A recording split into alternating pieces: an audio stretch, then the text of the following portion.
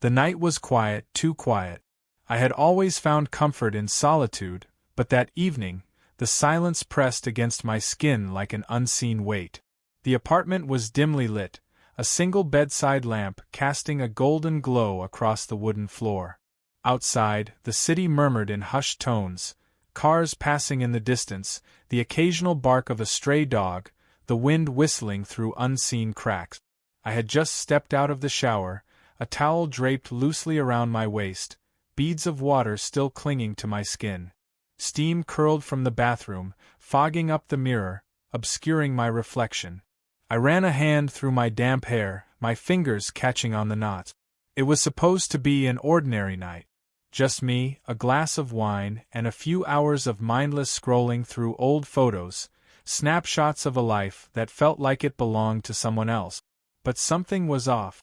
It started subtly, a shift in the air, an unexplainable prickle at the nape of my neck. At first, I ignored it, dismissing it as paranoia. Living alone did that to you. You became too aware of small sounds, too in tune with the creaks and groans of an aging apartment. Still, as I moved toward my bed, I hesitated. Had I locked the front door? I retraced my steps in my mind. Coming home, kicking off my shoes, tossing my jacket onto the couch, I had done all of that. But had I turned the lock? A soft creak echoed from the hallway. I froze. My pulse quickened, blood roaring in my ears. It could have been the building settling, or maybe a draft. But deep down, I knew better. Someone was there. My heart slammed against my ribs as I turned toward the bedroom door, which stood slightly ajar. I had closed it earlier. I was sure of it. Then, as if to confirm my worst fear, the floorboards outside my room groaned under the weight of something, or someone. A shadow passed over the narrow sliver of light seeping through the gap in the door. I wasn't alone. And I was still naked. I barely breathed. My body remained still, but my mind raced, calculating every possible scenario. Maybe it was a mistake. Maybe the wind had shifted something, or my imagination was getting the best of me. But then it happened again. A step. Slow. Deliberate. Too heavy to be anything but human. My stomach clenched. I reached for my phone, but it was on the nightstand, too far. I could make a run for it, but my towel was barely holding on, and if I moved too suddenly, I'd give away that I was awake. The door creaked open, inch by inch. And then I saw him. A figure emerged from the shadows, a man, tall and broad-shouldered, dressed in black. The dim light barely touched his features, but I caught the glint of something metallic at his waist. A knife, maybe, or something worse. I sucked in a sharp breath, my pulse hammering. He hesitated, as if he hadn't expected me to be there. For a brief moment, neither of us moved. Then, as if realizing he had already gone too far, he stepped inside. I forced myself to stay calm. "Who are you?" My voice came out steadier than I expected. No response. He shut the door behind him. The lock clicked. That sound sent a shiver down my spine. He was trapping me inside with him.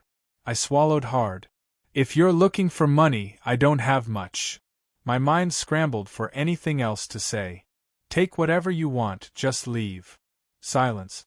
Then, finally, he spoke. His voice was low, almost familiar. "You left the door open." My breath hitched. The voice sent a strange shiver through me. Deep, rough. I should have been terrified, but something in the way he said it, the way he stood there, still, yet almost unsure, made my fear tangle with something else. I tightened my grip on the towel. "That doesn't mean you can just walk in." He took a step closer, and my body tensed. My mind screamed at me to do something, grab a lamp, yell for help, but I just stood there, watching him, as if some unseen force kept me rooted in place. The light finally caught his face. My heart stopped. I knew him. The sharp jawline, the piercing eyes, the scar running along his cheek. Memories slammed into me, unbidden and unwanted. Logan. The name escaped my lips before I could stop it. His eyes darkened. I hadn't seen him in years, not since. "What are you doing here?" My voice was barely a whisper. he exhaled, rubbing a hand over his face. You weren't supposed to be here. The room swayed around me. What the hell does that mean? He didn't answer. Instead, he took another step forward, closing the distance between us. The air between us grew heavy, charged with something I couldn't define: anger, confusion, something deeper. I needed a place to crash, he muttered, his gaze flickering to my barely covered body before snapping back to my eyes. Didn't think you'd be home, I scoffed. So you break into my apartment? He hesitated. I thought. He stopped himself, jaw tightening. Thought what? That I wouldn't remember him? That I wouldn't care? Anger flared in my chest, mixing with the lingering shock. You don't get to just walk in here like nothing happened. His expression flickered, something like guilt flashing across his face, but it was gone in an instant. I wasn't planning on staying long. I laughed, but it came out hollow. Oh, great. That makes it so much better. Silence stretched between us, thick and suffocating. I could hear my own heartbeat, could see the tension in his posture. And then I made a mistake. I looked at him, really looked at him. The years had changed him. His shoulders were broader, his face more defined, the raw edge of youth replaced by something harder. But there was still something familiar in his eyes, something that made my chest tighten against my will. I hated him, didn't I?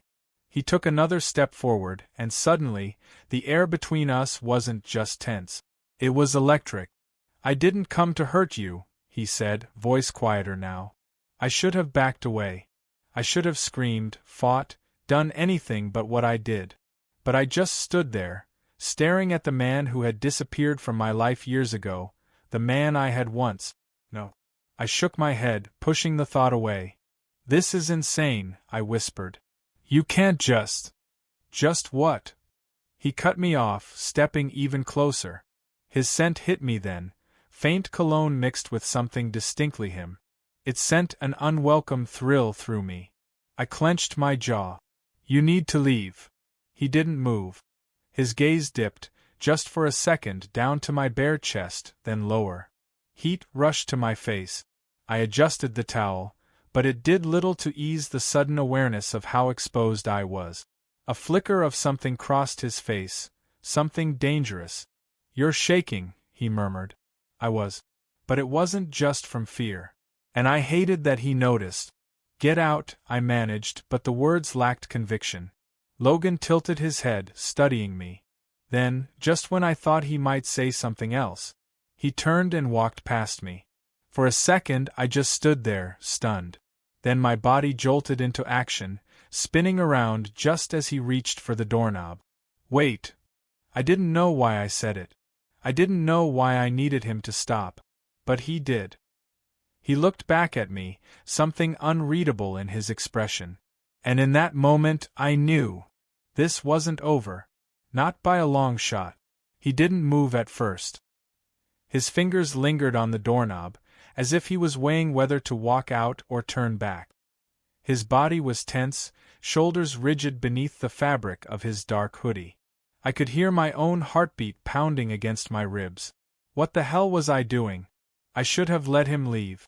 I should have locked the door behind him, called someone, anyone, but instead I had stopped him. And now, as he slowly turned to face me, I felt something shift in the air. The silence between us stretched unbearably thin. Why did you stop me? His voice was quiet, rough, but it carried weight. I swallowed hard. Because, I hesitated, the words catching in my throat. Because I needed answers? Because I wanted to understand why he came back? Because, despite everything, a part of me couldn't let him just disappear again? I couldn't say any of that. Logan took a step toward me. It wasn't much, but it was enough. You're still the same, he murmured.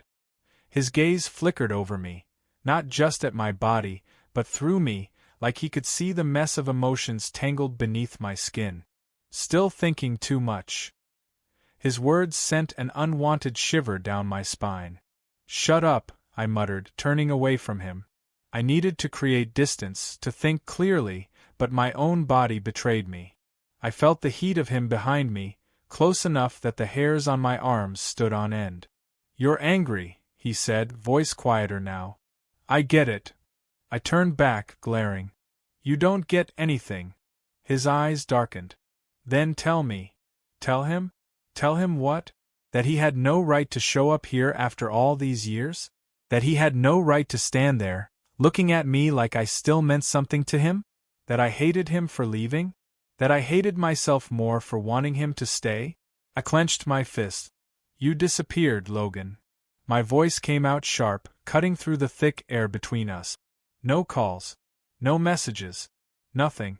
You walked out of my life like I never existed." Regret flickered across his face, but it was gone too fast for me to catch.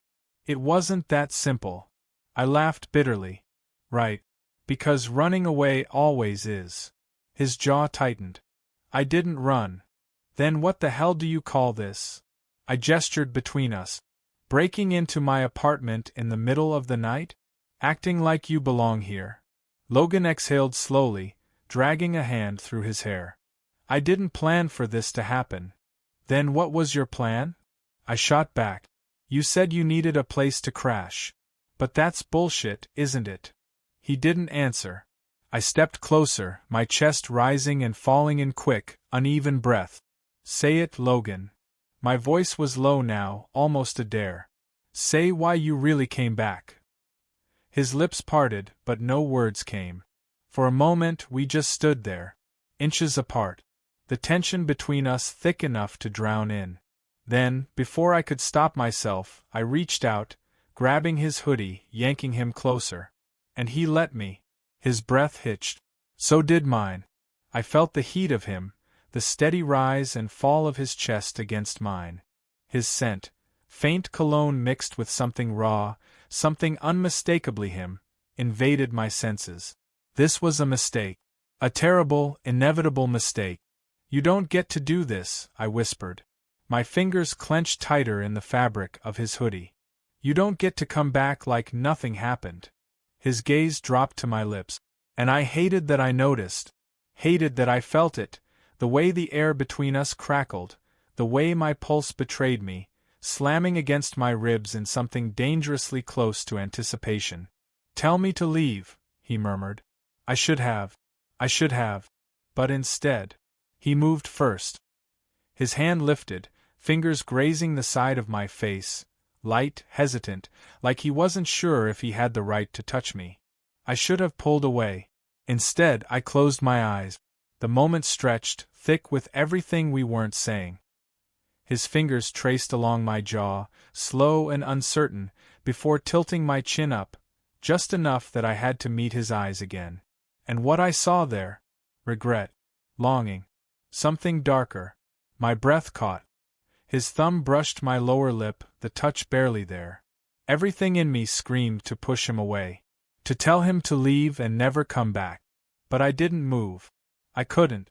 I hated him. Didn't I? He leaned in, slowly, giving me every chance to stop him. But I didn't. And then, a loud bang from outside shattered the moment. Logan jerked back. I sucked in a sharp breath, my head spinning. Another sound, footstep. Someone was outside. My stomach twisted. This wasn't over. Whatever was happening tonight, whatever brought Logan back, it was only the beginning. The moment shattered. Logan took a step back, his eyes darting toward the bedroom door. The sound, loud and unmistakable, ripped through the heavy silence. My pulse pounded in my ears, a frantic drumbeat against my ribcage. Someone was out there. I tightened my grip on the towel, suddenly hyper-aware of how exposed I was. "Who?" My voice cracked, throat dry. "Who the hell is that?" Logan's face was unreadable, his jaw set in a tight line. "Stay here." Before I could argue, he moved toward the door, his steps eerily quiet. My mind raced. This wasn't just some coincidence. Logan showing up. The sound outside. It was connected, somehow it had to be. I wanted to stop him, to demand an explanation, but my body wouldn't move. My skin still burned where he had touched me. My mind was at war with itself, struggling between the weight of the past and the sharp reality of the present. And then, the door handle rattled. A rush of cold fear jolted me into action. I grabbed Logan's wrist before he could reach for the knob. His skin was warm, solid, grounding. He looked at me, startled. "Don't." My voice was barely above a whisper. Something flickered in his eyes. Concern? Frustration? Guilt? It was gone before I could figure it out.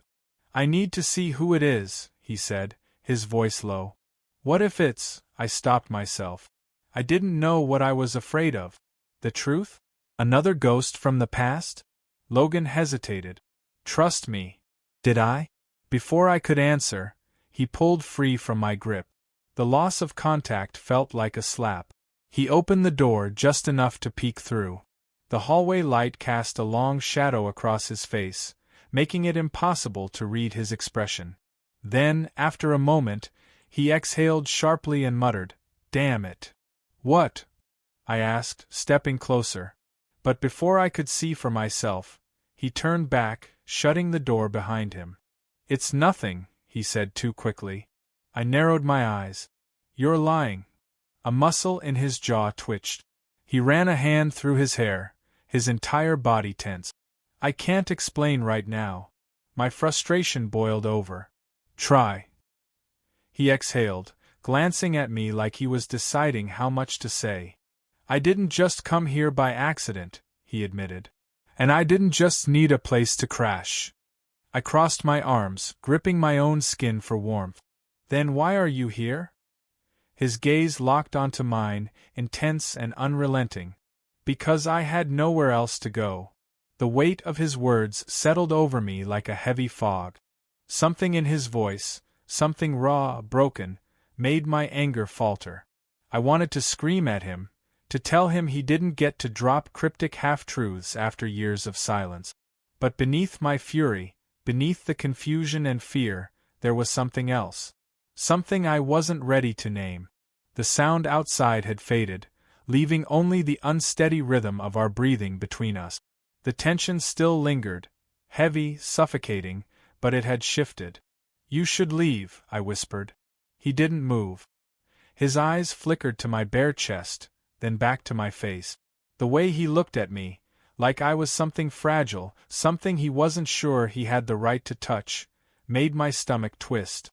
And for the first time I realized I didn't want him to go. I hated myself for it.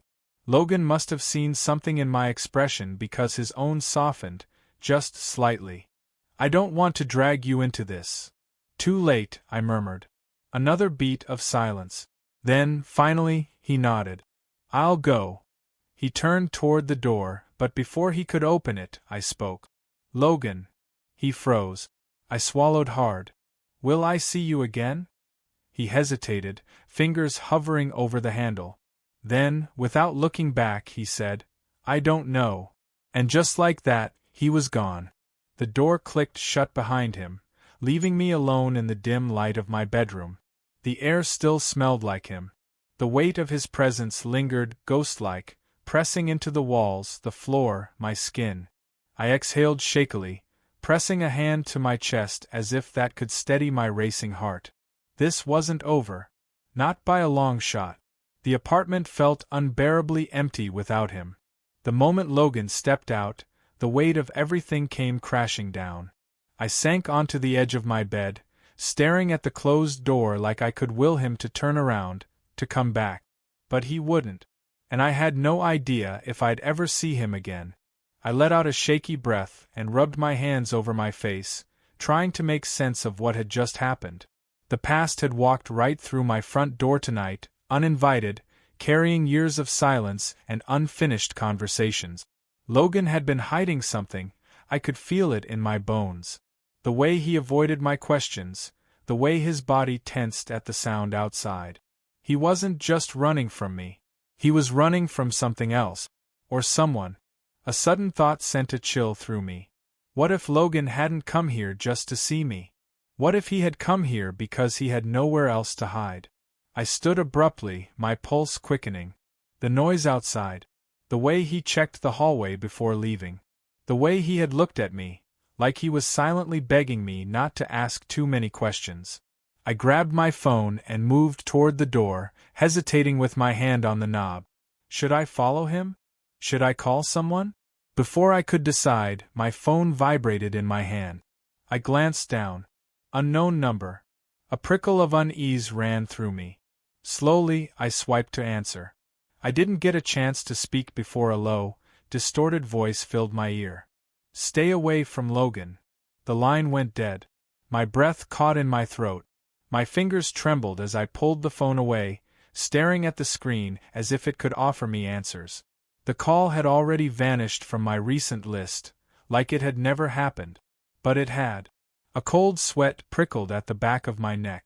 What the hell had Logan gotten himself into?